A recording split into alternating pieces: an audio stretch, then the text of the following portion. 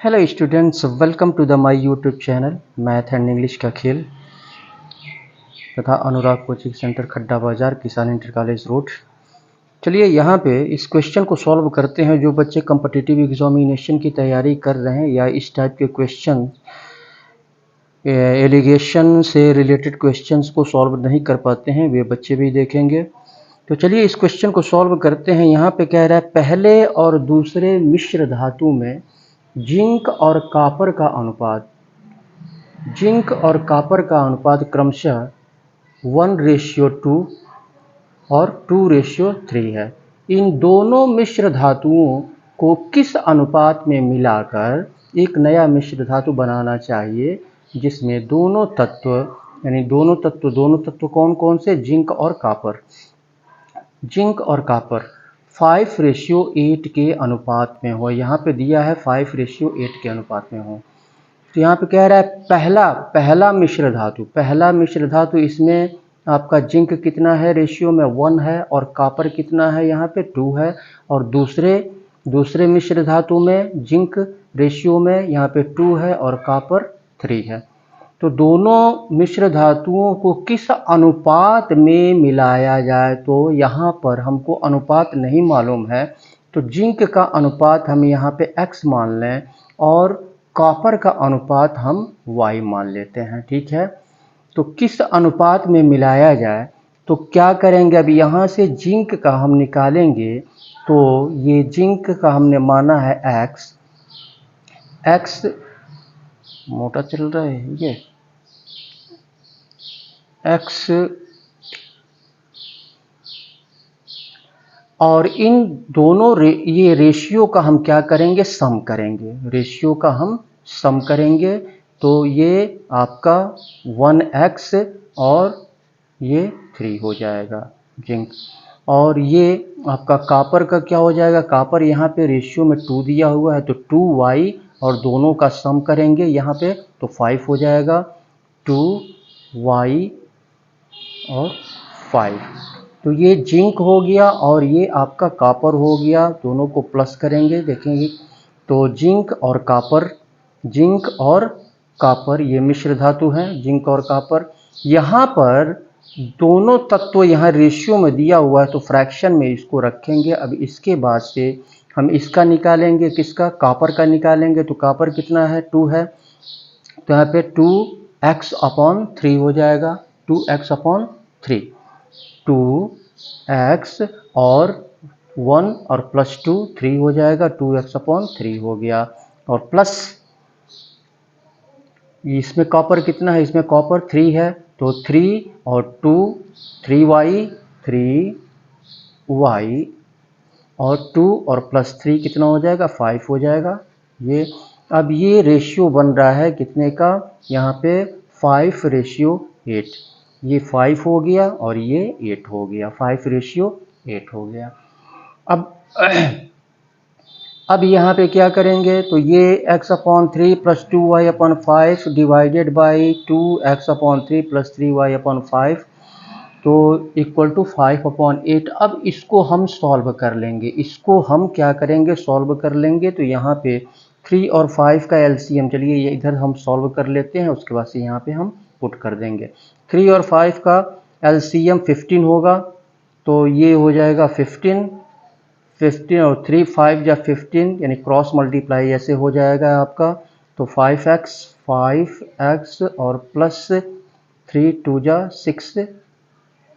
6y और ये कितना हो जाएगा आपका? इसका भी 15 ही एलसीएम होगा। 15 क्रॉस मल्टीप्लाई हो जाएगा ऐसे, तो 5 2 10 यानी 10x और प्लस 3 3 के 9 9y।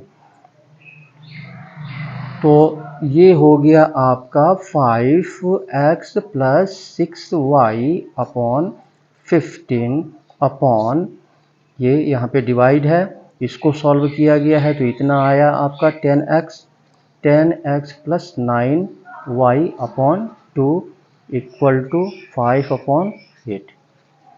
अब यहाँ पे डिवाइड है, इसको जब इनटू, ये आपका 15 है, 15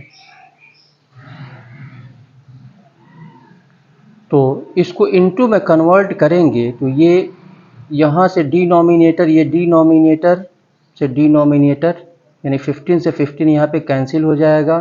तो ये हो जाएगा आपका 5x + 6y upon 10x + 9y = 5/8। Cross multiply हम कर देंगे ऐसे।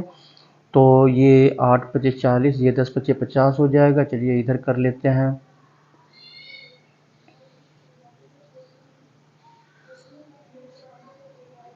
ये हो जाएगा 10 × 5 = 50, 50x और प्लस 5 × 9 = 45, 45y = 8 × 5 = 40, 40x और प्लस 8 × 6 = 48, 48y। और x को एक तरफ करेंगे, y को एक तरफ करेंगे तो ये इधर आएगा, ये इधर आएगा। तो 50x इधर आएगा तो माइनस हो जाएगा ना। तो ये 50x में से 40x को माइनस करेंगे 10x हो जाएगा, और इधर 48 में से 45 को माइनस करेंगे तो 3y हो जाएगा, 3y। अब y को इधर ले आएंगे, 10 को उधर ले जाएंगे तो x/y हो जाएगा और 3/10 हो जाएगा, यानी x/y = 3/10 हो गया। तो ये 3/10 हो गया। तो नए मिश्र धातु का अनुपात हमने क्या माना है, यहाँ पे x और y माना है।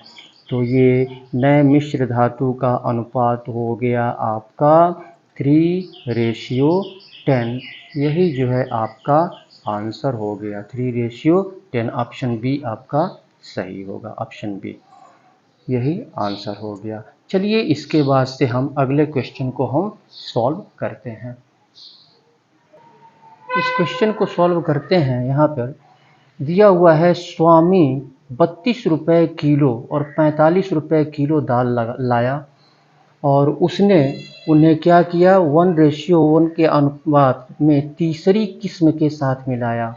1:1:2 के अनुपात में तीसरी किस्म के साथ मिलाया, यानी 32 रुपये किलो और 45 रुपये किलो दो किस्म का दाल लाया। एक 32 रुपये किलो के हिसाब से मिला वो लाया, और 45 रुपये किलो के हिसाब से जो मिला उसको लाया, और उसको जो है तीसरे किस्म के दाल के साथ इस अनुपात में मिला दिया। यदि मिश्रण का मूल्य, अब यहाँ पे कह रहे हैं यदि मिश्रण का मूल्य यानी तीनों को जब मिलाया तो मिश्रण का मूल्य 88 रुपये प्रति किलोग्राम हो। प्रति किलोग्राम यानी 1 किलोग्राम दाल का मूल्य 88 रुपये हो, तो तीसरी किस्म की कीमत प्रति किलोग्राम क्या होगी, ये हमको निकालना है। IBPS RRB officer scale 1 exam 2017 में ये पूछा गया था। तो सबसे पहले तो हम औसत कीमत यहाँ पे हम निकालेंगे कि औसत कीमत दाल की औसत कीमत क्या यहाँ पे थी। तो यहाँ पे 32 रुपये किलो पहले किस्म की दाल और दूसरे किस्म की दाल 45 रुपये किलो है।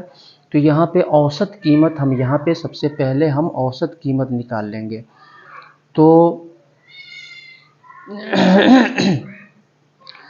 तो यहाँ पे औसत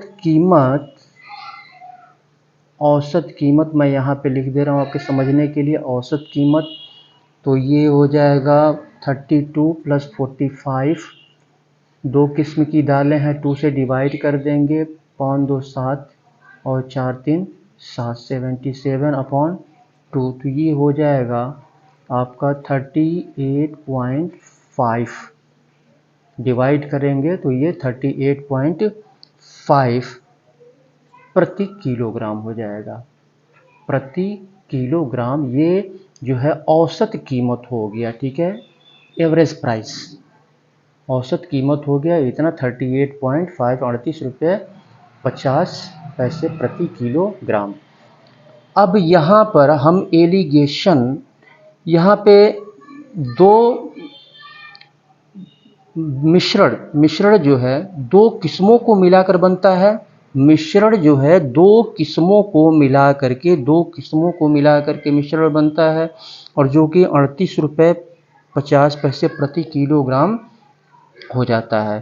तो मिश्रण के नियम से अब यहाँ पे एलिगेशन हम लगाएंगे। तो तो यहाँ पे आपका 38.5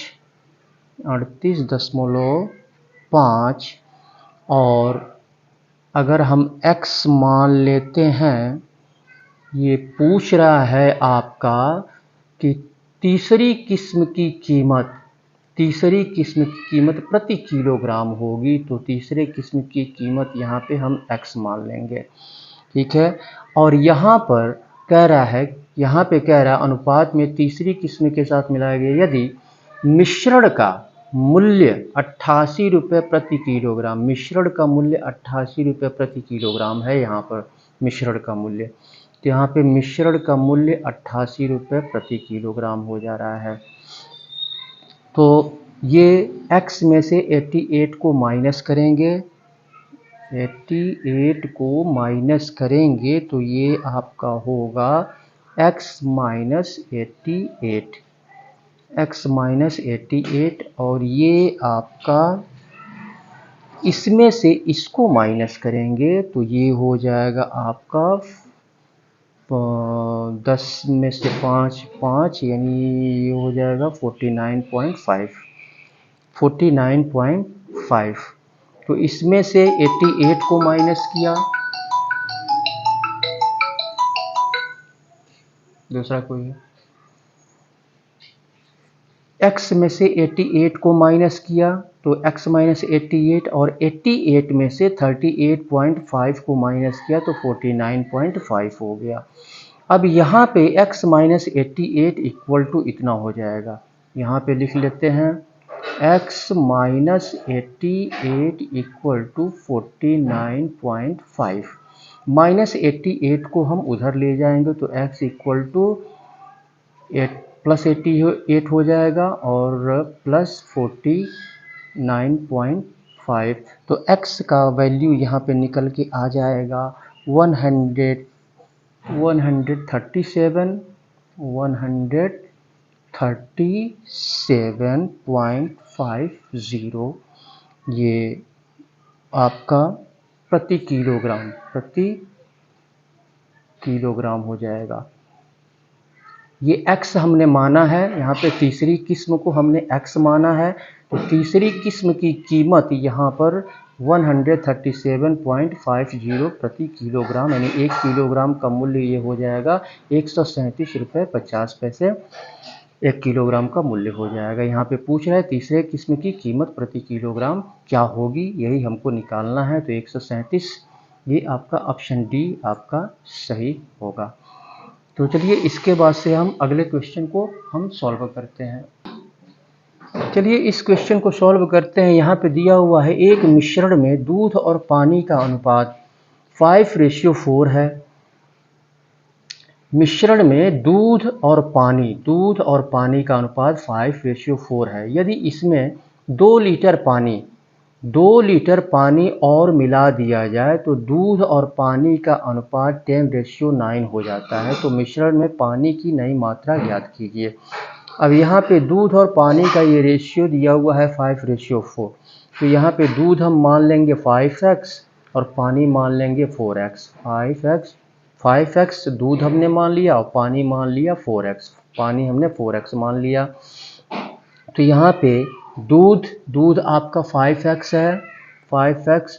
यहाँ पे कह रहा है इसमें 2 लीटर पानी, तो ये तो आपका पानी है तो ये 4x और 2 लीटर पानी और इसमें आ गया, ठीक है।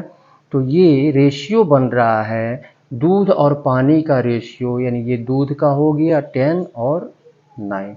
अब क्रॉस मल्टीप्लाई हम कर देंगे तो ये हो जाएगा आपका 45x, 10 चौको 40, 40x और प्लस 10 दूनी 20, ये हो गया। अब इसको इधर ले आएंगे तो माइनस हो जाएगा, तो 45 में से 40 को माइनस कर देंगे तो ये 5x इक्वल टू इधर 20 बचेगा और ये 5 चौको 20, यानी x इक्वल टू हो गया आपका 4। x का वैल्यू यहाँ पे 4 आ गया और पूछ यहाँ पे कह रहा है तो मिश्रण में पानी की नई मात्रा ज्ञात कीजिए। मिश्रण में पानी की नई मात्रा हमको क्या करनी है, पानी की नई मात्रा हमको यहाँ पर निकालनी है। तो पानी की नई मात्रा कितनी हो जाएगी, नई मात्रा कितनी हो जाएगी, यानी पहले जो पानी था वो और जो नया पानी मिलाया गया उन दोनों को मिला करके नई मात्रा कितनी हो जाएगी। तो यहाँ पे 4x + 2 है, 4x + 2, 4 × x का वैल्यू 4 निकला है और +2 हो जाएगा, 4 चौको 16 और 2 18, यानी ये हो जाएगा 18 लीटर। 18 लीटर। तो ऑप्शन में ये ऑप्शन ए आपका सही होगा। चलिए इसके बाद से अगले क्वेश्चन को सॉल्व करते हैं। इस क्वेश्चन को सॉल्व करते हैं। यहाँ पे दिया हुआ है चीनी की 2 किस्मों को किसी अनुपात में एक साथ मिला दिया जाता है। किसी अनुपात में, कह रहा है किसी अनुपात में एक साथ मिला दिया जाता है। मिश्रण की प्रति किलोग्राम लागत, मिश्रण की प्रति किलोग्राम लागत उच्च कोटि की चीनी की लागत से 0.50 रुपया कम है और घटिया चीनी की लागत से 0.75 रुपया अधिक है। तो ये किससे कम है? मिश्रण की प्रति किलोग्राम लागत, मिश्रण की प्रति किलोग्राम, मिश्रण जो मिलाया जा रहा है तो मिश्रण की प्रति किलोग्राम लागत जो है उच्च कोटि की चीनी की लागत से, तो उच्च कोटि की चीनी की लागत से ये आपका 0.50 रुपया कम है और घटिया चीनी की लागत से ये मिश्रण की प्रति किलोग्राम घटिया चीनी की लागत से 0.75 रुपया अधिक है। तो अब यहाँ पर ये जो मिश्रण है तो ये बीज का हम मूल्य मान लेंगे। बीज का मूल्य हम क्या करेंगे, यहाँ पे बीज का मूल्य, मिश्रण का बीज का मूल्य हम मान लेंगे। तो बीज का मूल्य अगर हम x रुपया मान लेते हैं, बीज का मूल्य, मिश्रण के बीज का मूल्य, तो x रुपये हमने मान लिया बीज का मूल्य, x रुपये हमने बीज का मूल्य मान लिया। तो यहाँ पे जो घटिया किस्म का जो चीनी है उसका मूल्य कितना हो जाएगा, x रुपया हमने जो है बीज का मूल्य मान लिया। तो अब यहाँ पे कह रहा है उच्च कोटि की चीनी की लागत से, उच्च कोटि की चीनी की लागत से 0.75 रुपया अधिक है, यानी इसका मतलब कि 0.75 रुपया कम है घटिया चीनी। तो यहाँ पे घटिया चीनी हम लिख सकते हैं, घटिया चीनी का मूल्य, घटिया लिख देते हैं आपके समझने के लिए।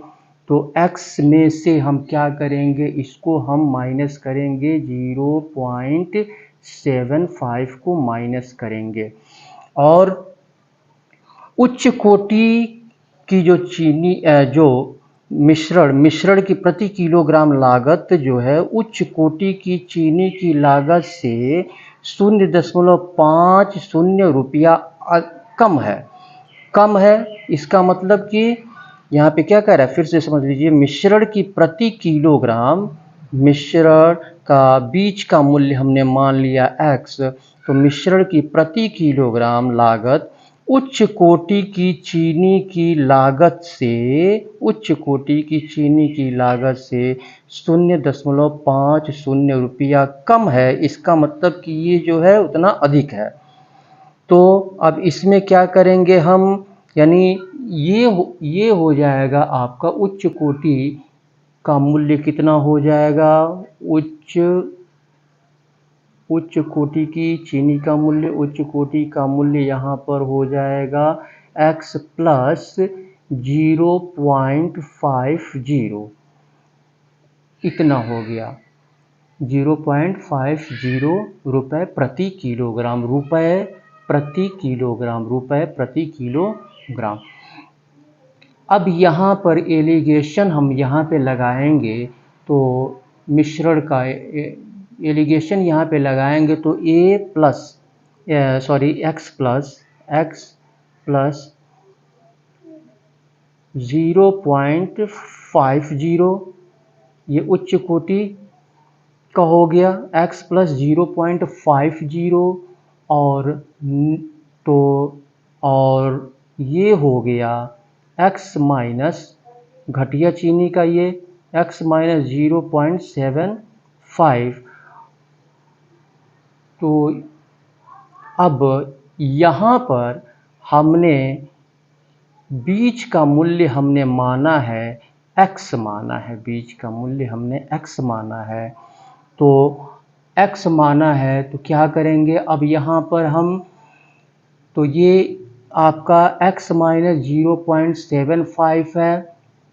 तो अब इसमें से इसको माइनस करेंगे तो ये यहाँ पे लिख लेंगे x माइनस 0.75 सॉरी इसको प्लस करें, ये आपका 0. तो ये आपका हो जाएगा आपका x माइनस, ये माइनस होगा तो ये x माइनस ये प्लस हो जाएगा।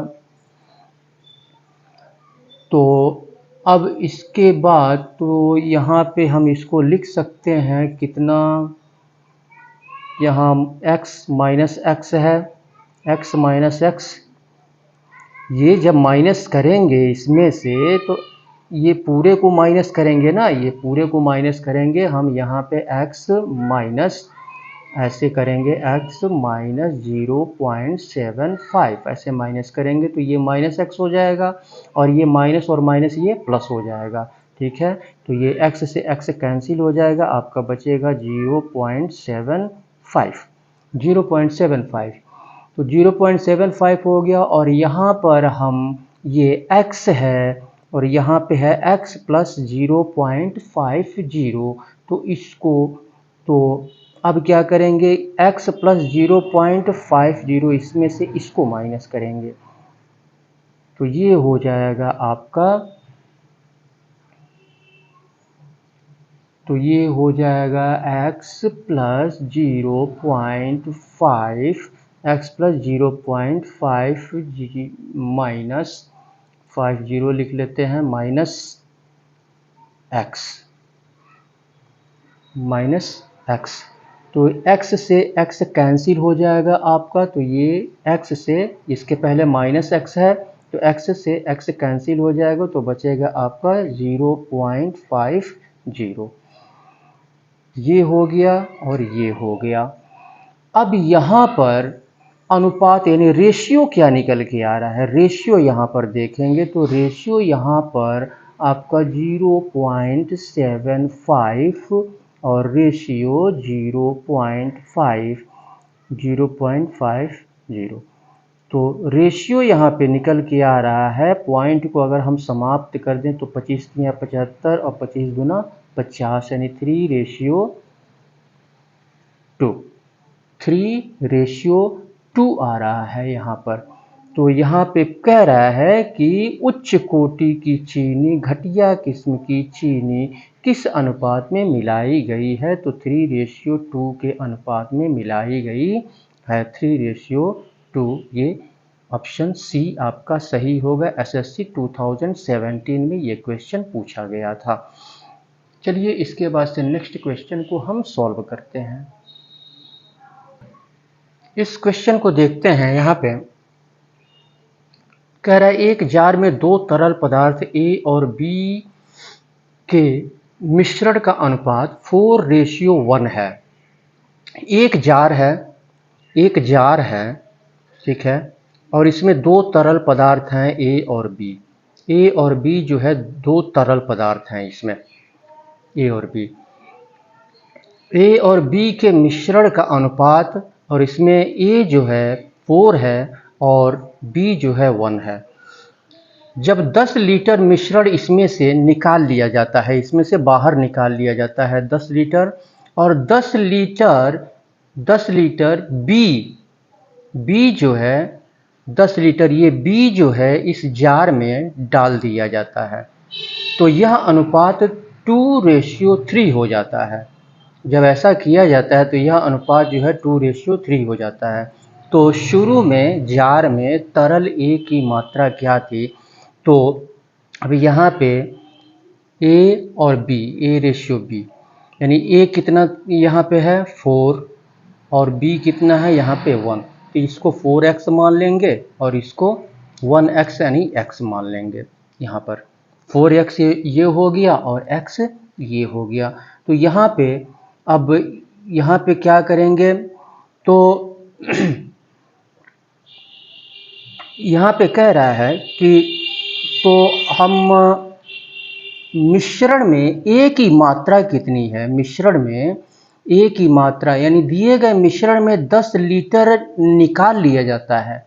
10 लीटर जो है क्या किया जाता है, उस मिश्रण में से निकालने पर भी ए और बी का अनुपात 4:1 ही रहेगा। यहाँ पे क्या कह रहा है, यहाँ पर जो है क्योंकि यहाँ पे B जो है यानी 10 लीटर जब निकाला जा रहा है और फिर 10 लीटर ये B डाला जा रहा है, 10 लीटर तरल B जार में डाला जाता है, ठीक है। तो तब भी जो है यह रेशियो वही सेम बना रहेगा, यानी 4:1 ही रहेगा, 4:1 ही रहेगा। तो इसमें मिश्रण में ए की मात्रा कितनी होगी मिश्रण में, तो यहाँ पे ए की मात्रा हम लिख लेंगे, ए की मात्रा मिश्रण में ए की मात्रा यानी 4, ये 4 है और 10 लीटर और क्या किया जाता है उसमें डाला जाता है। तो ये 4 और 1 5 से डिवाइड करेंगे और 10 से मल्टीप्लाई करेंगे, तो 5 2 जा 10 यानी 4 2 जा 8, ये हो गया आपका 8 लीटर। 8 लीटर ए हो गया 8 लीटर और बी कितना हो जाएगा आपका, यहाँ पे बी भी निकाल लेते हैं हम, मिश्रण में बी की मात्रा, तो ये हो जाएगा 1/5 इंटू 10। यहाँ पे जब 10 लीटर मिश्रण निकाला जाता है और 10 लीटर तरल पदार्थ भी जार में डाल दिया जाता है, ठीक है। तो ये 5 2 जा 10, 2 1 जा 2 यानी ये हो गया आपका 2 लीटर। 2 लीटर ये हो गया, 8 लीटर ये हो गया, 2 लीटर ये हो गया। तो अब यहाँ पे ये जो है ए हमने क्या माना है, यहाँ पे ए जो है मिश्रण में ए हमने क्या माना है, तो मिश्रण में दो तरल पदार्थ हैं ए और बी दो तरल पदार्थ हैं, ए और बी मिश्रण में इस रेशियो में है 4:1 इसमें है। तो इसमें से ये दोनों मिक्स हैं और इसमें से यानी 4x ये हमने a मान लिया 4x और b मान लिया हमने x। तो अब इसमें से 8 लीटर इसमें से अगर हम माइनस कर दें 8 लीटर 4x माइनस 8, ये फ्रैक्शन में रख लेते हैं क्योंकि यहाँ पे अनुपात में रखना है। यहाँ पे क्या कह रहा है 10 लीटर मिश्रण निकाला जाता है और 10 लीटर तरल B जार में डाला जाता है। तो यहाँ पर जार में डाला जाता है ये x माइनस 2 x और ये -2 माइनस ये b x माइनस 2 और +10 10 लीटर डाला जाता है तो 10 ऐड करेंगे इसमें। ये B जो है 2 लीटर निकला, A 8 लीटर निकला, तो ये हमने माइनस कर दिया और B जो है 10 लीटर यहाँ पर भी जार में डाला जा रहा है, 10 लीटर निकाला जा रहा है और B 10 लीटर डाला जा रहा है, तो 10 हमने प्लस कर दिया। तो ये आपका रेशियो आपका बन रहा है यहाँ पर 2:3। अब यहाँ पर हम क्रॉस मल्टीप्लाई कर देंगे, तो ये पहले इसको सॉल्व कर लेते हैं। 4x माइनस 8, तो ये 10 माइनस 10 और माइनस 2, ये कितना हो जाएगा आपका x, और प्लस हो जाएगा, 10 में से 2 8 हो जाएगा, इक्वल टू 2/3। तो इसका इसमें मल्टीप्लाई कर लेंगे, 3 चौको 12, 12x और माइनस 3/24 24 हो जाएगा, इक्वल टू 2x और प्लस 2/16 16। x को एक तरफ कर लेंगे, नंबर को एक तरफ कर लेंगे, 2x इधर आएगा तो माइनस हो जाएगा, यानी 12 में से 2 घटाएंगे तो 10x हो जाएगा, और माइनस 24 उधर जाएगा तो प्लस हो जाएगा, तो जुड़ जाएगा। तो 6 4 10, 6 4 10 और 3 1 4 40 हो गया, 10 चौको 40, यहीं पे कैंसिल कर देते हैं। x इक्वल टू आ गया 4, x का वैल्यू 4 आ गया। इसमें कह रहा है कि शुरू में जार में तरल A की मात्रा क्या थी, तो तरल A की मात्रा हमने 4x यहाँ पे माना है, 4x हमने माना है, तरल A की मात्रा हमने 4x माना है, 4x। तो ये हो गया 4 × 4 इक्वल टू 16 लीटर, 16 लीटर। तो ऑप्शन ए आपका सही होगा। चलिए अगले क्वेश्चन, इस क्वेश्चन को सॉल्व करते हैं। यहाँ पे दिया हुआ है, एक बर्तन में दूध और पानी का अनुपात, दूध और पानी का अनुपात 5:4 है।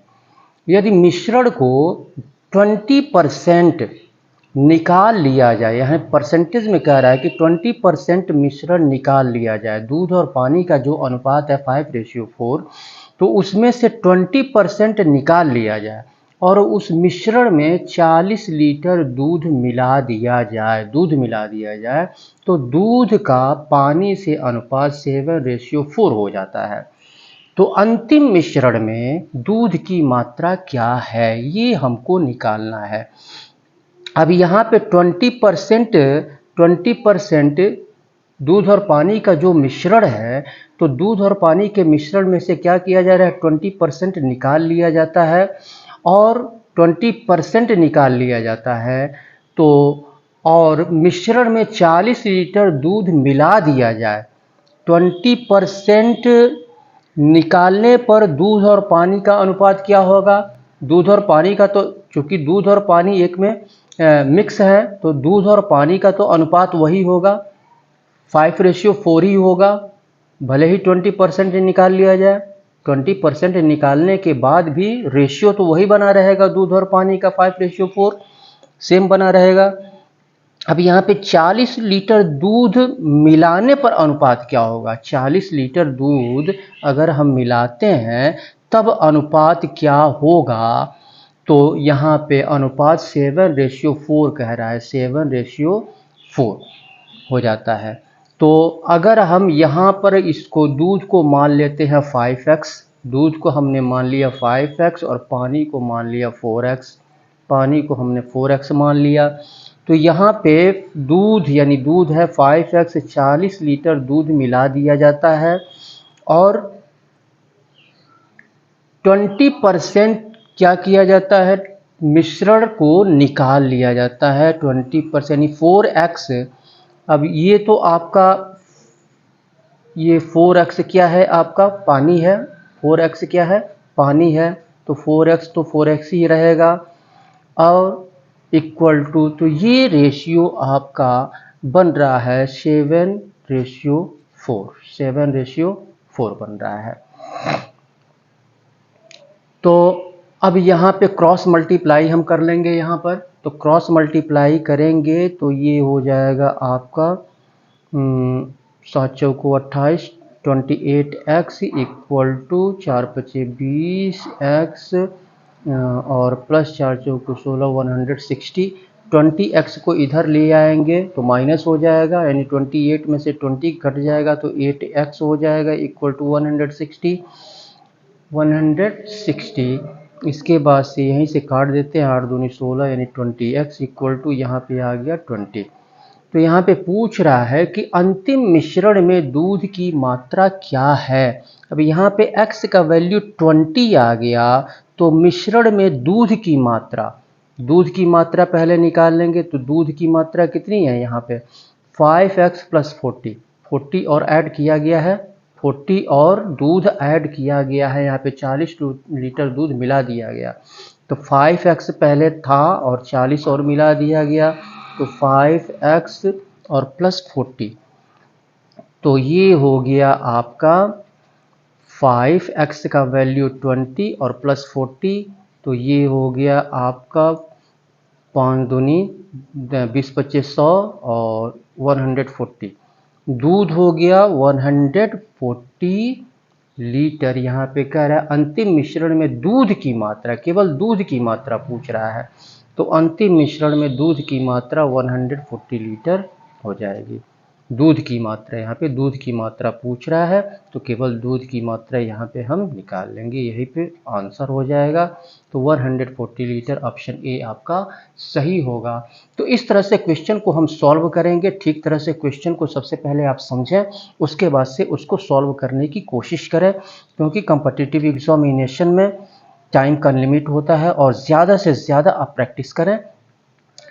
जब ज़्यादा से ज़्यादा प्रैक्टिस करेंगे तो आप देखेंगे कि कुछ ही महीनों के बाद आपके अंदर वह कैपेसिटी डेवलप हो जाएगी कि आप जो है बहुत ही कम समय में क्वेश्चन को सॉल्व करने में सक्षम हो जाएंगे। तो आपको ज़्यादा से ज़्यादा प्रैक्टिस करने की आवश्यकता है और जो आंसर प्रोसेस है उसको आप फॉलो करें, ठीक है। और अगर आप अपने ब्रेन को ब्रॉड करना चाहते हैं तो आंसर प्रोसेस को आपको फॉलो करना पड़ेगा, ठीक है। तो आंसर प्रोसेस को आप फॉलो करें, तो उसके बाद से जो भी मेथड, अगर आप एक्स्ट्रा मेथड अगर कोई मिलता है लगाने का तो उसको अपनाएं, लेकिन जो वास्तव में जो आंसर प्रोसेस है उसको फॉलो करें। तो अगर आप हमारे चैनल पे अगर नए हैं तो इसको सब्सक्राइब कर लें और हमारे चैनल को और अगर वीडियो पसंद आ रहा हो तो इसको लाइक करें। जब आप लाइक करते हैं और शेयर करते हैं तो हमारा उत्साहवर्धन होता है, हमें प्रेरणा मिलती है कि हमारे वीडियो को पसंद किया जा रहा है और हम जो है और उत्साहित होकर के, आपसे प्रेरित होकर के बेहतर से बेहतर प्रदर्शन करने की कोशिश करते हैं, बेहतर से बेहतर वीडियो बनाने की कोशिश करते हैं। अतः आप चैनल को सब्सक्राइब कर लें और इसे लाइक करें। इसी के साथ मैं सुशील कुमार आपसे विदा लेता हूं। फिर नेक्स्ट वीडियो में आपसे मुलाकात होगी, तब तक के लिए बहुत बहुत धन्यवाद।